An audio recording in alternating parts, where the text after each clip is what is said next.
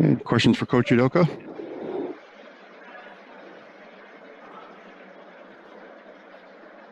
We'll start our first coach on Zoom with Bobby Manning. Hey, Ime, how are you? Lots of talk with the team so far through camp, starting fresh, turning a page, moving on. In your sense, talking to guys, just being around them so far, what kind of things are they trying to move past? What kind of challenges is this group from last year trying to move on from? I think in general, the group was disappointed with how the season went for the most part, but obviously how it ended. And just building confidence back and having that spirit, that fighting spirit. And obviously you reach all those conference finals years in a row and then fall a little short of that. You don't meet the expectations. So guys want to move past that disappointment, and they've come in with the right attitude, mindset. And recording in progress. Working very hard to get to know each other and get to know what we want them to do. So it's been great so far. Next Zoom question is from Chris Grenham.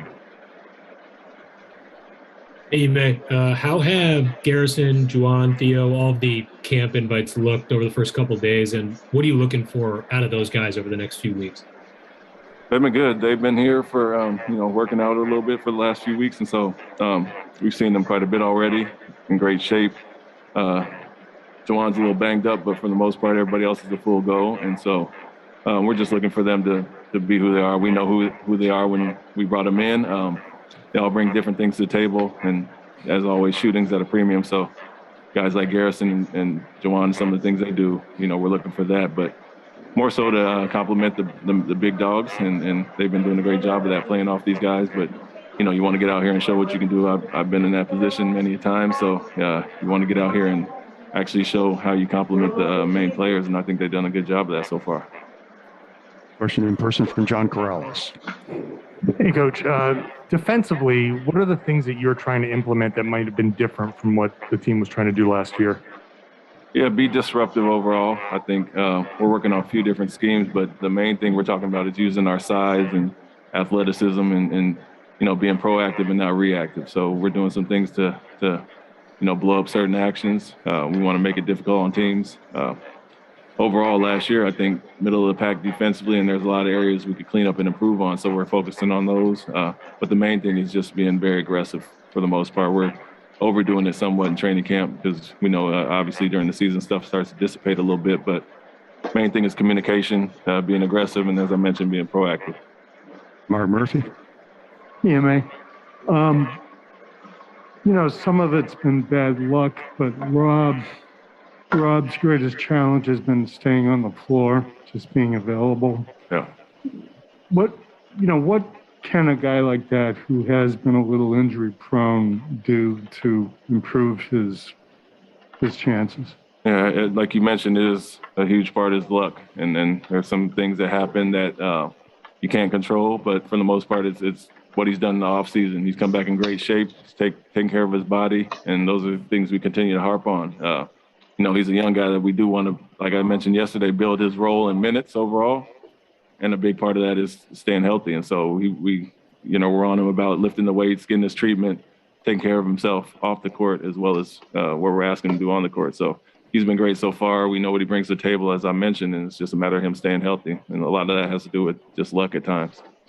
One thing they said was trusting his trainers. I mean, what's involved with that? Why would he say something like that?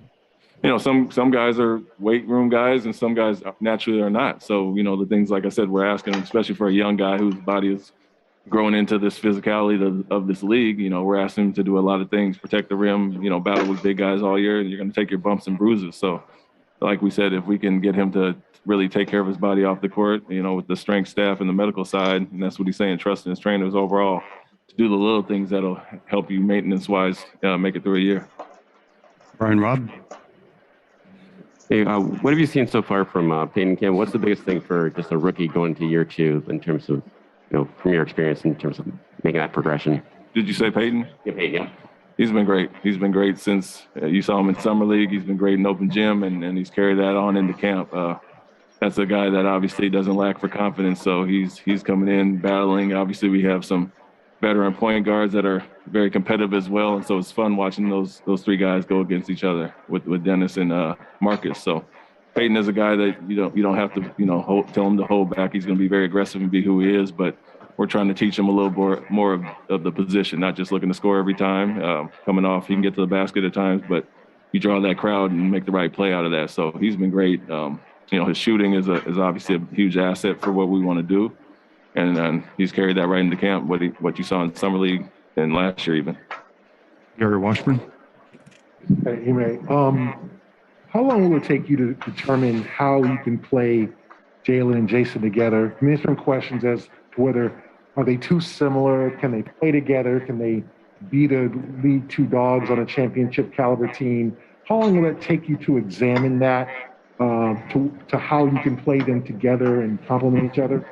Yeah, I mean that's goes without saying that they are the pillars, as we've mentioned several times, and it's guys need to appreciate each other, and sometimes you don't appreciate what you have right next to you, and so that's one thing I'll stress to them. But I don't think it's a question that they can or cannot play together. It's been proven what they've done when they're healthy and together on the court. So with us, it's a matter of trying to keep one of those two on the court the majority of the time, and so we're staggering their minutes, and when one is in and one is out, they have more of a chance to be aggressive and take advantage of matchups and things of that nature. But overall, they are who they are. We know that. It's just a matter of, like I said from day one, them growing as players and being more playmakers. It's not just looking for yourself every time. We know how that works. It's 27 to 25 points. Everybody can't do that, so we don't want to take away from their strengths. But when one guy's off the court, you have more leverage to do what you do. And so overall, we're just trying to help them grow as players. Abby Chin. First off, just business-wise, all injuries, everyone healthy, everyone coming out of those first 2 days, okay? The only guy that's been banged up and limited a little bit of contact-wise is Juwan Morgan. So other than that, they've been good.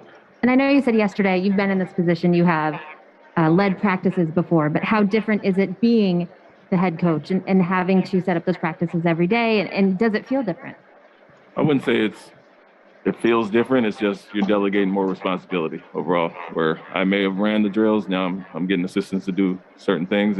But like I said, our relationships and the guys that I've hired, I've known for a while and I know who they are. Some have actually coached with me in other places. So we're speaking the same language as far as that. But like I mentioned yesterday, it's fun. I enjoy the group and getting to implement things little by little. We're taking our time, but it's great to put a practice plan together and kind of build it the way I want. And as I mentioned, the coaching staff is great as far as that. They know what I want. We've done similar drills summertime at our coaching retreat, so we've hit the ground running pretty much. Last question, John Corrales. Hey, considering how notoriously disruptive he's been, how difficult is it to coach Ennis Cantor? Disruptive is probably not the right word. He's a disruptive in a good way. I've played against him, obviously, over the years, so he's been great. Obviously, they're happy to have him back. I didn't know him as well as the rest of the group, but I heard all the stories coming in, and he's been exactly what I heard he is, pain in the ass. We'll wrap it up right there. Thanks, Coach.